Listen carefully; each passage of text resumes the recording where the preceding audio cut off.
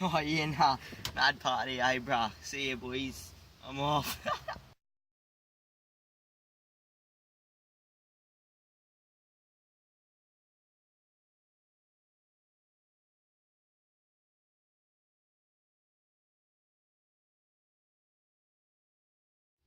In a world full of opportunities, why should we encourage people to make safe choices? As you may have seen, lots of teenagers these days make very rash decisions, one of them being drunk driving, while possibly being on your P's. Underage drinking is a huge problem in today's society, and it is only getting worse unless we encourage people to make safe choices by explaining the consequences of the issue. This is why I've created the focus questions. What are the long-term consequences of driving under rage and under the influence of alcohol, and how it would affect your future? I decided I would focus on drink driving, and I mainly focused on how it affects an adolescent's future and what the consequences of drink driving affects during the long haul. In the Year 10, we focus a lot on the future, so I believe it is the best question to focus on for Year 10s. What are the laws for driving intoxicated? Can someone under 18 be sent to jail? These questions are both bear relevance to the main focus question.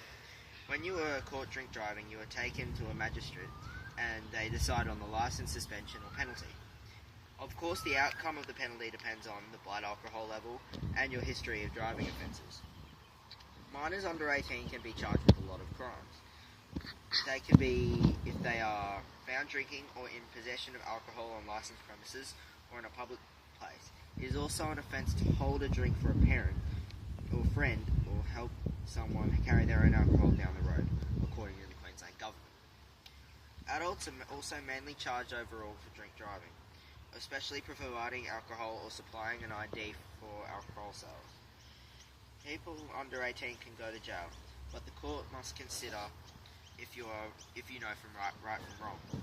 It is if you meant it as a serious crime, or if it was just an accident. People 10 to 13 years old may have the defence that they don't know what they did. People 14 to 18, Law Stuff Australia says, that you can be charged with a criminal offence and the police prove that you knew right from wrong before you can be convicted. This is because the law presumes that you are old enough to be responsible for your actions. A criminal record will also depend on the seriousness of the offence, whether you have committed any crimes prior to the charge or personal circumstances. If you have a criminal history checks when you're having a job interview, if you're working overseas or adopting a child. When you're checked for criminal history, you're checked for both national and state offences. Alcohol has deadly effects on children. It can mess with your brain and can get you killed. Still today, teenagers are foolishly using these drinks. Alcohol disrupts the nerve cells of the brain and disrupts the communication between crucial cells of the body. Alcohol also causes the brain to slow down. It can create slurred speech, poor muscle control and movement, confusion, slower reactions, poor vision and lack of coordination. If the brain is tampered with, they can make decisions and they have slow reaction times. This is a deadly combination, and it is a clear reason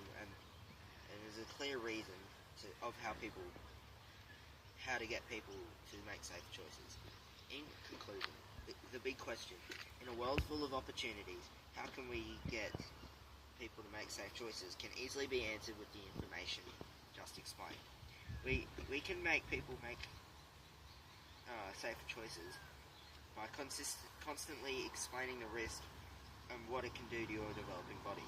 At an age where you are focusing on your future, you need to make good choices to go further in life, or else it will take a toll.